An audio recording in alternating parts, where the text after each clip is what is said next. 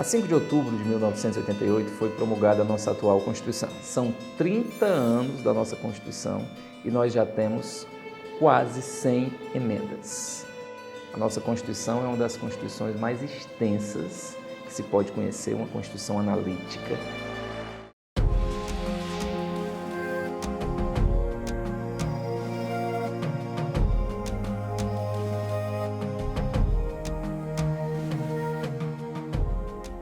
Constituição que começa com um pequeno preâmbulo, que é a sua carta de apresentação. Depois você tem 4 artigos que tratam dos princípios fundamentais. Em seguida vem uma lista inicialmente sistematizada e organizada dos direitos fundamentais a partir do artigo 5º, né? O artigo 5º concentrado com os direitos e garantias individuais e coletivos. Do artigo 6º ao artigo 11, nós temos a pauta dos direitos sociais, a pauta dos direitos sociais, que são direitos de segunda dimensão, os artigos 12 e 13 tratando do tema da nacionalidade, você tem em seguida o capítulo destinado aos direitos políticos e aos partidos políticos, artigos 14, 15, 16 e 17, aí começa a parte da estrutura e organização do Estado brasileiro. O modelo que o Brasil adota é o modelo federativo, o modelo consagrado no artigo 18 da Constituição. Do artigo 18 ao artigo 33, está pautada a organização do Estado brasileiro com as suas múltiplas competências, ora exclusivas, como aquelas expostas no artigo 21, as competências administrativas da União, competências comuns, como as dispostas no artigo 23, comuns entre União, Estados, Distrito Federal e municípios. Quando você compara outros 2 artigos de competências legislativas, o artigo 22, as competências privativas para legislar da União, e o artigo 24, as competências concorrentes, que envolvem União, Estados, Distrito Federal. O artigo 25, parágrafo 1º, consagra, por exemplo, que os Estados, por sua vez, têm competências residuais, os Estados ficam com as competências que sobrarem. A leitura que se tem para os municípios, quando você olha, as competências municipais estão listadas no artigo 30, lá há uma mescla de competências administrativas, legislativas, tributárias. O DF, por sua vez, o Distrito Federal, que não se divide em municípios, o DF possui uma pauta de competências híbridas, ora municipais, ora estaduais, dependendo do assunto que esteja sendo abordado. Nós temos um capítulo muito importante em seguida que trata da intervenção, a intervenção que é uma exceção ao equilíbrio federativo. As marcas e as possibilidades de intervenção delineadas nos artigos 34, 35 e 36. Tamanha a dimensão da nossa Constituição, nós temos um capítulo destinado à administração pública dentro do texto constitucional. Do artigo 37 ao artigo 41, os princípios básicos da administração, legalidade, impessoalidade, moralidade, publicidade, eficiência, regras sobre a acumulação de cargos, sobre concurso público, regras de improbidade administrativa, regras de aposentadoria no artigo 40, que é o grande artigo do regime próprio de previdência social, o artigo 41, que traz o tema da estabilidade, os servidores ocupantes de carga efetiva após 3 anos se tornam estáveis, bem como se tem a previsão das formas pelas quais eles podem perder o seu cargo.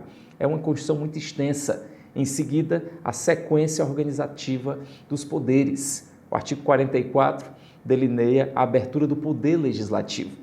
Você tem de forma muito clara, a partir do artigo 44, a estrutura do Legislativo Federal, um legislativo bicameral. O Brasil adota o bicameralismo de equilíbrio, as competências da Câmara, as competências do Senado. O artigo 51 da Constituição, muito bem desenhado, pequeno, traz as competências da Câmara dos Deputados. O artigo 52, as competências do Senado Federal. Os artigos 48 e 49 com as competências do Congresso. Lembrando que o Congresso é o somatório da Câmara dos Deputados e do Senado. Você tem características de imunidades parlamentares, você tem as marcas da estrutura e funcionamento do poder legislativo, do artigo 44 ao artigo 58.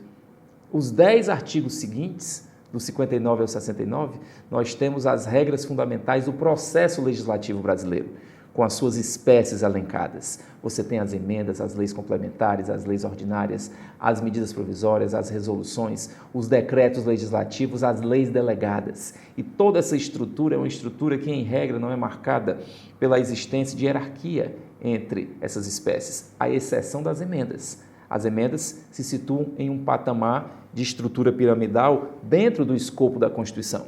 Nós temos duas marcas muito importantes do texto constitucional.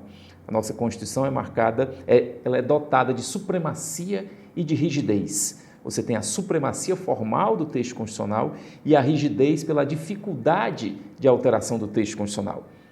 Nós temos até o momento 99 emendas. O artigo das emendas é o artigo 60.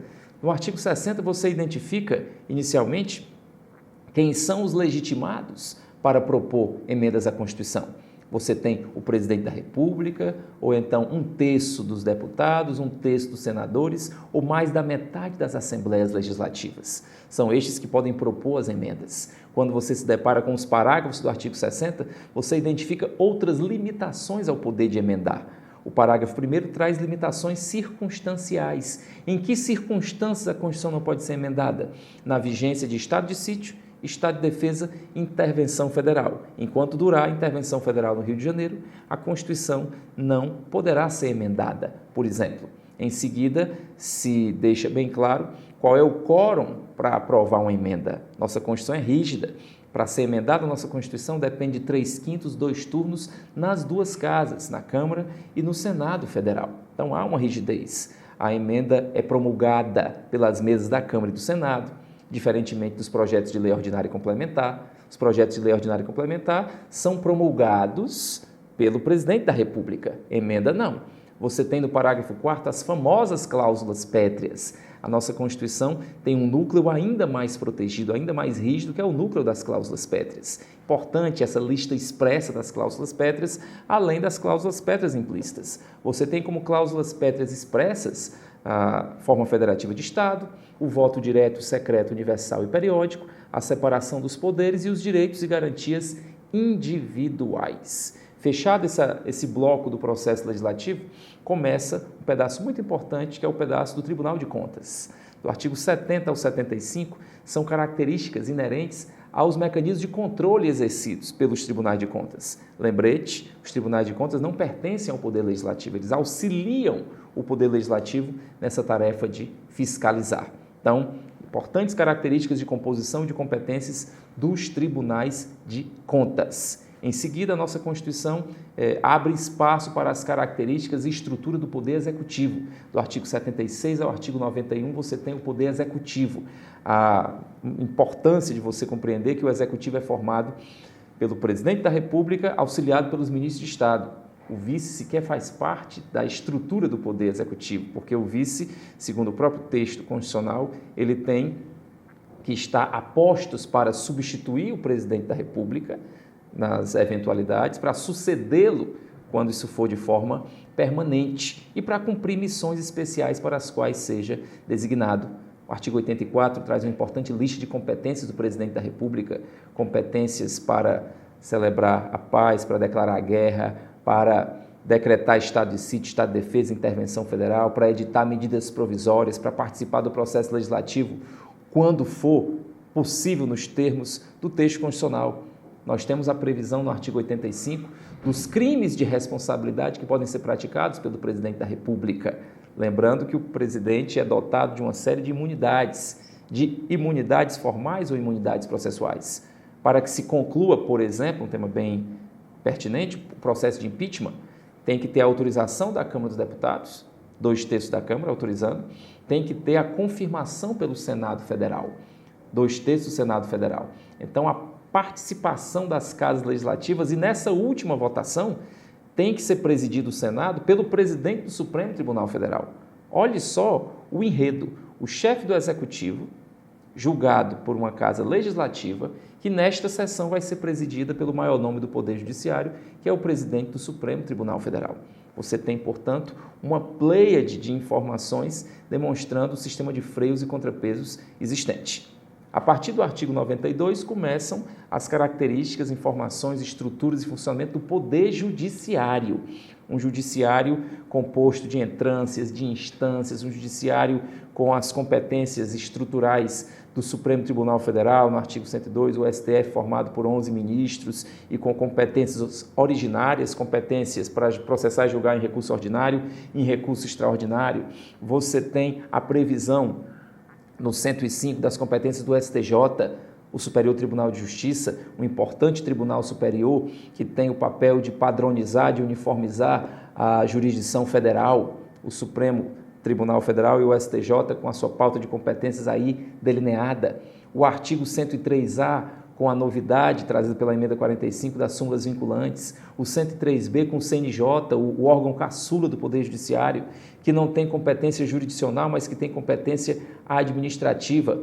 Dentro da dinâmica do Poder Judiciário, todas as marcas, as características que cercam o controle de constitucionalidade, paralelamente à estrutura e funcionamento do Poder Judiciário, especialmente a partir dos artigos 126, 127 de modo especial, começam as funções essenciais à Justiça.